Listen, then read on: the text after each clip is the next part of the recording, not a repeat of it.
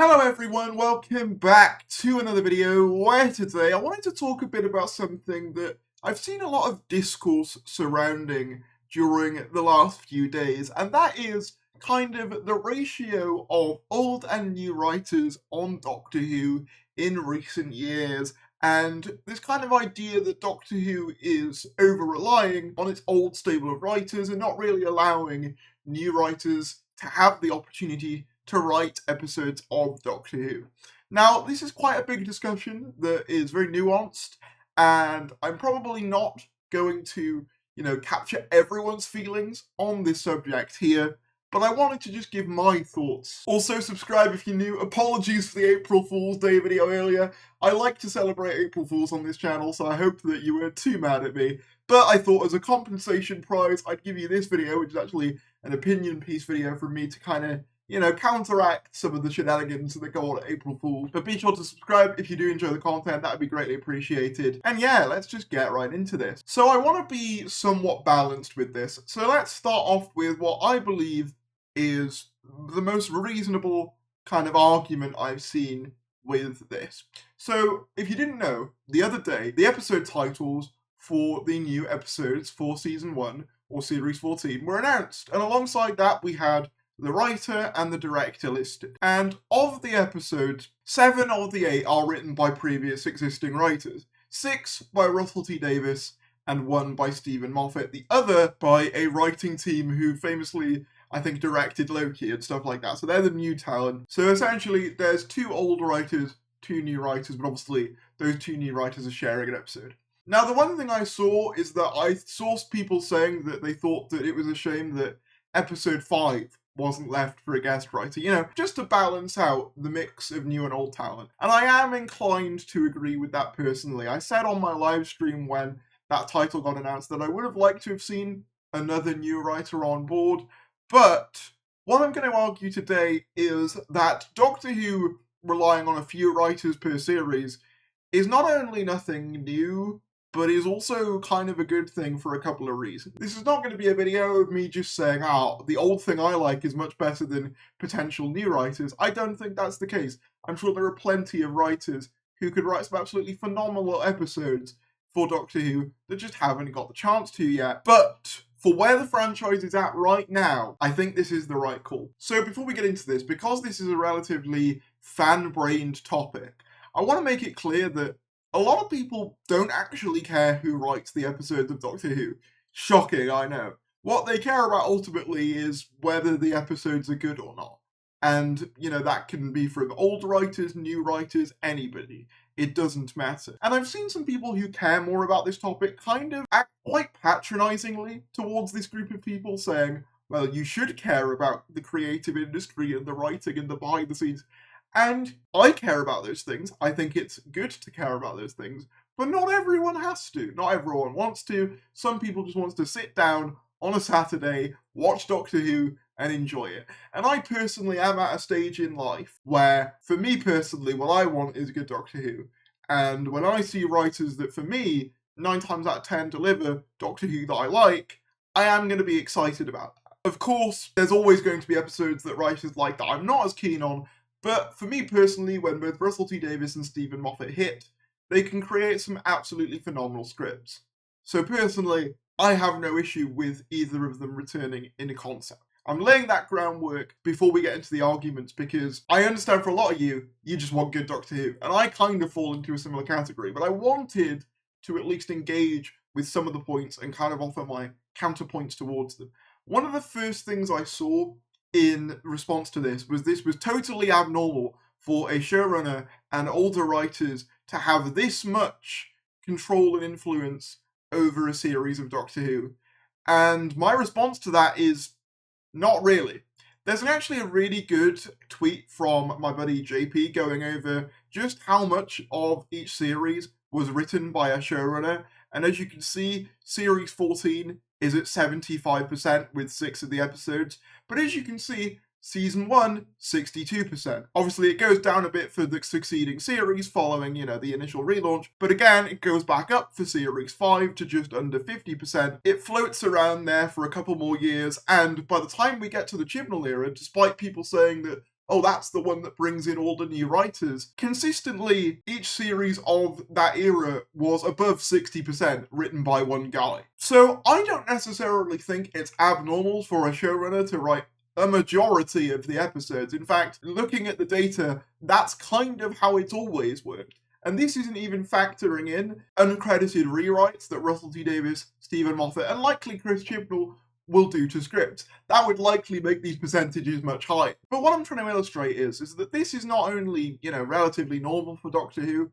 but also most other shows, including anthology shows, which Doctor Who is. As another Twitter user pointed out, my friend Luke, Sally Wainwright wrote every episode of the latest Happy Valley season. Charlie Brooker wrote every episode of the latest Black Mirror season.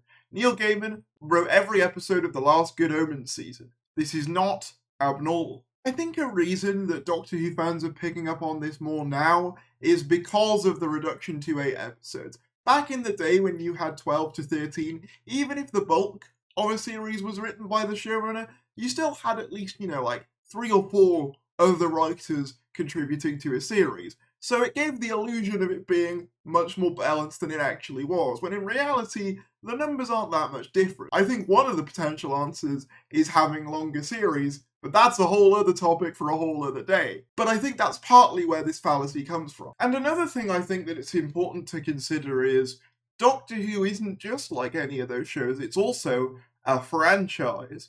And what does pretty much every franchise have in common? They're often spearheaded by one guy who, whilst they might not write every project, is often the creative voice that is most prominent within that franchise. Obviously, you've got your Kevin Feige, your James Gunn, your Dave Filoni's with the Star Wars shows. This is how modern TV works, particularly BBC TV. In fact, this was proven by Chris Chibnall, who went out of his way to introduce a writer's room for Series 11, which is kind of a relatively American thing. We don't really have that over here. And he himself said that that resulted in him having to do a lot of rewrites, leading to him handing in The Battle of Ranskorav Kolos, his finale, as a first draft, which he reflects on. And to that you may say, okay, well what about Series 1? That was all new writers and that wasn't a complete catastrophe. And my response to that is, was it? Because even with Series 1,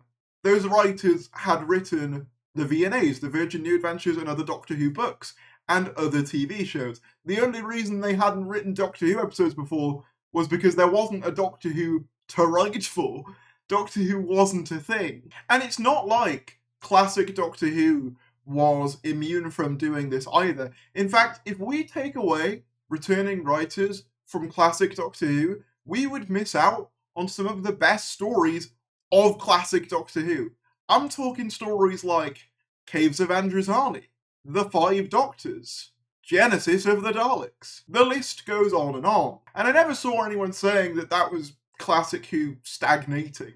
You could argue that was later on, but I would not argue that Caves of Androzani or Genesis of the Daleks are the products of stagnation. I think there's this misconception with Doctor Who fans that because Doctor Who every few years periodically undergoes this massive change in front of the camera, new equipment, new actors, new directors, there's kind of this idea that every time has to be a complete reset, when the reality is it's never really worked like that. Quite often, in multiple eras of Doctor Who, you'll have writers who carry over, creatives who carry over, or, sort of shepherd in the new era, as was the case with Season 12, Tom Baker's first season, which saw a number of writers and producers from the John Pertwee era staying on as kind of guiding hands to make sure everything was okay before handing it fully over to Philip Hinchcliffe and Robert Holmes. My point is that I think sometimes Doctor Who fans have a tendency to look insularly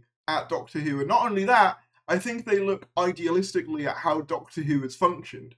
Doctor Who wasn't just handed to new writers constantly in the old days. Old writers were also brought back because oftentimes they thought they had a good story to tell. Again, not all of these stories are bangers. I'm not particularly a Two Doctors fan, but should Caves of Androzani not have been made because it was an old guy coming back and they have taken a slot away from a new writer? Again, this is not me saying that new writers shouldn't be in the conversation. They absolutely should be. I even agree to an extent that I'd have liked another writer to be in there, particularly a POC writer, given it's Ncuti Gatwa's first season, and I think it would be nice to see that perspective reflected in the series. But fundamentally, Doctor Who isn't just a creative endeavour, it's also a business. And with this being season 1 under Disney Plus, a brand new era for the franchise, say you're Disney and you go to Disney HQ for, a pitch meeting for your season of Doctor Who, and you go, right, our episodes are going to be written by 2 of the guys who've written some of the most highly acclaimed Doctor Who episodes ever, and 2 other women who were responsible for one of your most successful Disney Plus shows ever. Alternatively, you could go to Disney Plus and say, yeah, we've got a big mix of talent, they're not quite as proven, maybe they've done a couple of things, but we really think they're going to be good. From a business perspective, which one of those pitches do you think sounds better? My answer would be the first one. And now you might say, well, that's a very cynical way to look at media production. And I would say, yes, that's what media under capitalism is. We can even see this reflected in the fact that Russell T Davies has said that I think half of the new series, as in the 2025 series, will be new writers. So it seems to me like a conscious effort is being made to put the franchise's best foot forward in order to make the biggest and best impression with a new audience. Is that cynical? Maybe. Is it logical? Yes. Do I think it would have been nice to have a couple more writers? Sure.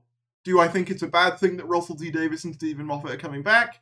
Absolutely not. I think a part of this conversation that a lot of people don't want to acknowledge is that Doctor Who was not in the best position before Russell came back.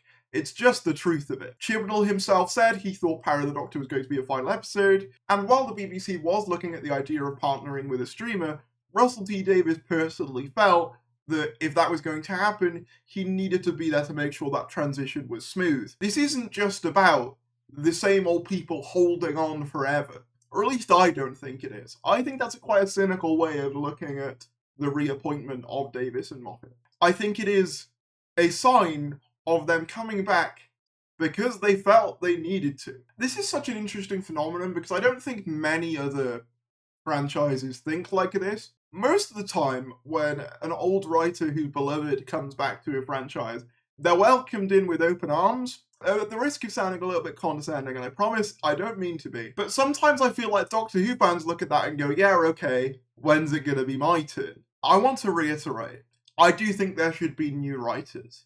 I think that's what keeps a franchise going, that's what keeps ideas fresh.